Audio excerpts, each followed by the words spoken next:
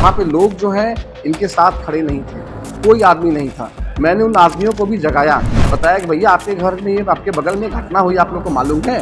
कुछ लोग को मालूम था, कुछ लोग बोलना ही नहीं चाह रहे थे। इतनी दबंगई और इतना डर है। लोगों ने लात घूंसों से सीने पे, हाथ पे, सर पे मारा है। सर पे जो है उनके चोट भी लगी थी, वो भी पीएम रिपोर्ट में होगी। 6-7 दिन उनकी जो है लोकल डॉक्टर से दवाई हुई है, वो सर्वाइव नहीं कर पाए हैं। धन और दवा के अभाव में उनकी जान गई है। जबकि उनको संविधान पे शपथ दिलाई जाती है कि आप कोई भी धर्म जाति को ध्यान में ना रखते हुए आप धर्मनिरपेक्ष आप जो है फैसला करेंगे और आप कानून का पालन करेंगे। आप समझिए, हम सब लोग गए, गांव के वरिष्ठ गए, लेकिन उसके बाद भी उन्होंने एफआईआर तक दर्ज नहीं किया। ये बहुत शर्म की बात है पुलिस प्रशासन के लिए। जो एसएचओ संदीप सिंह हैं, उनके खिलाफ भी कार्रवाई करनी चाहिए, उनके ऊपर मुकदमा करना चाहिए। इसके लिए जो एक निष्पक्ष न्याय नहीं कर सकते, उनको थाने में रहने का कोई अधिकार नहीं है। विधानसभा के परसावा ग्राम सभा में एक जो है वृद्ध ब्राह्मण 55 साल के, उनको उनकी हत्या कर दी गई। होली के एक दिन पहले का मामला है। मैं अपने विधानसभा दरियाबाद जा रहा था उस दिन, मुझे चाचा जी और आनंद जी का फ़ोन आया कि ऐसी ऐसी घटना हुई है वहाँ पे, ठीक है। तो मुझे ऐसा लगा कि मतलब घटना हुई है तो वहाँ पर शासन प्रशासन जो है बिल्कुल निरपेक्ष होके काम करेगा।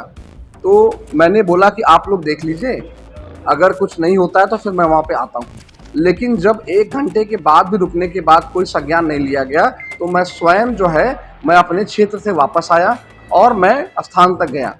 मैं इनके घर तक गया। वहाँ देखा मैंने कि वहाँ पे जो है इनके गांव के लोग जो हैं, जबकि इनके गांव में जो इनका गांव ब्राह्मण बाहुल गांव है, वहाँ पे लोग जो हैं इनके साथ खड़े नहीं थे, कोई आदमी नहीं था। मैंने उन आदमियों को भी जगाया, बताया कि भैया आपके घर में आपके बगल में घटना हुई, आप लोग को मालूम है? कुछ लोग को मालूम था, कुछ लोग बोलना ही नहीं चाह रहे थे। इतनी दबंगई और इतना डर है। लोग जो है इसमें जिन लोगों ने मारा है, जिन 5 लोगों ने मारा है, वो उसमें साक्षात आपको दिख रहे हैं, वो कल्पित है। तो वो जो 5 लोग हैं जो आप लोगों को नाम दिया गया है, तो उसके खिलाफ जो है इनका आरोप है। पीएम रिपोर्ट में, जैसा कि पीएम रिपोर्ट अभी हमें नहीं मिली है, पीएम रिपोर्ट के बारे में मैंने जिक्र किया था एसएचओ इनायत नगर के साथ, तो पीएम रिपोर्ट उनके हिसाब से बताया जा रहा है कि पीएम रिपोर्ट में आया है कि इनकी मृत्यु जो है फेफड़े की इन्फेक्शन की वजह से हुई है। जबकि वो जो वृद्ध थे 55 साल उनकी उम्र थी, उनको ब्लड प्रेशर शुगर पहले से था। तो आप समझ सकते हैं उनकी क्या दयनीय कंडीशन थी। उस पर उनको मार लगी है। लोगों ने लात घूंसों से सीने पे, हाथ पे, सर पे मारा है। सर पे जो है उनके चोट भी लगी थी, वो भी पीएम रिपोर्ट में होगी, ठीक है। उसकी वजह से उनकी तबीयत और ख़राब हुई है। 6-7 दिन उनकी जो है लोकल डॉक्टर से दवाई हुई है, वो सर्वाइव नहीं कर पाए हैं। धन और दवा के अभाव में उनकी जान गई है। ये पूरा मामला है। संदीप सिंह, मुझे लगता है इसमें ये जो है इसमें बायस्ड होकर काम कर रहे हैं, जबकि उनको संविधान पे शपथ दिलाई जाती है कि आप कोई भी धर्म जाति को ध्यान में ना रखते हुए आप धर्मनिरपेक्ष आप जो है फैसला करेंगे और आप कानून का पालन करेंगे। तो उनका काम बनता था, अगर गांव का पंच, गांव का प्रधान अगर इनके साथ खड़ा है, अगर इन्होंने पंचायत की है, तो इसका मतलब कुछ सत्यता होगी, ठीक है। तो उनको प्रॉपर तरीके से जांच करानी चाहिए थी। लेकिन आप समझिए, हम सब लोग गए, गांव के वरिष्ठ गए, लेकिन उसके बाद भी उन्होंने एफआईआर तक दर्ज नहीं किया। ये बहुत शर्म की बात है पुलिस प्रशासन के लिए, मैं बोलूंगा। और मैं ये भी मांग करता हूं, जो एसएचओ संदीप सिंह हैं, उनके खिलाफ भी कार्रवाई करनी चाहिए, उनके ऊपर मुकदमा करना चाहिए। इसके लिए उच्च अधिकारियों से मिले, उनके आश्वासन पे हमें विश्वास है। लेकिन मेरा एक और चीज कहना है कि जब संदीप सिंह जैसे लोग अगर थाने में जो बैठे हैं, जो न्याय नहीं कर सकते, जो एक निष्पक्ष न्याय नहीं कर सकते, उनको थाने में रहने का कोई अधिकार नहीं है। उनको सस्पेंड करना चाहिए तत्काल प्रभाव से, उनके ऊपर जांच बिठानी चाहिए। हो सकता है वो कहीं से प्रभावित हो, ठीक है। क्योंकि मैंने स्वयं 2 बार उनको फोन किया, 2 बार जो है मैंने उनको बोला कि भाई साहब आप जांच बिठाइए, कम से कम मामला क्या है वो साबित हो जाएगा कि क्या गलत है क्या सही है। एफआईआर हम इनको लेके, पीड़ित को लेके हम लोग गए थे कल माननीय आईजी साहब के पास।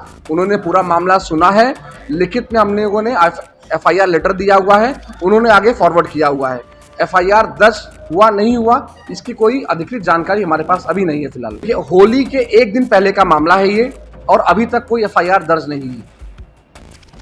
तो ये मामला बहुत संगीन मामला है, ठीक है। और अगर इसी प्रकार के मामले अगर हम लोग समाज में रह के अनदेखा करते रहेंगे तो आप समझिए ये समाज में अराजकता फैलती जाएगी। जैसा कि ये सरकार, जैसा कि मुख्यमंत्री जी स्वयं बोलते हैं कि इस समाज में अराजक तत्वों की जरूरत नहीं है, तो मुख्यमंत्री जी ये कौन है लोग? क्या इनकी समाज में जरूरत है? पहले से इनके नाम पे मुकदमे हैं।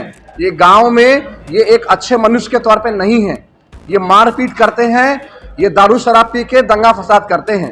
तो ये आपको डिसाइड करना है कि उस गांव में अराजक तत्वों के ऊपर क्या कार्रवाई करनी चाहिए। ये मैं आपके ऊपर छोड़ता हूं, क्योंकि मैं आप सबके लिए, आप समझिए आप इस देश के, आप इस राज्य के जो मुख्यमंत्री हैं, मैं आपका भी सम्मान करता हूं, लेकिन आपके नेतृत्व में कहीं ना कहीं यहाँ पे अनबायस्ड होके आपका शासन प्रशासन काम करे, मैं यही आपसे निवेदन करता हूँ। तो आप भी इस मामले को देखें, शासन को प्रशासन को आप भी थोड़ा सख्त करें, और जो एसएचओ हैं मैं उनकी मांग करता हूँ उनको सस्पेंड किया जाए, वो इस लायक नहीं है।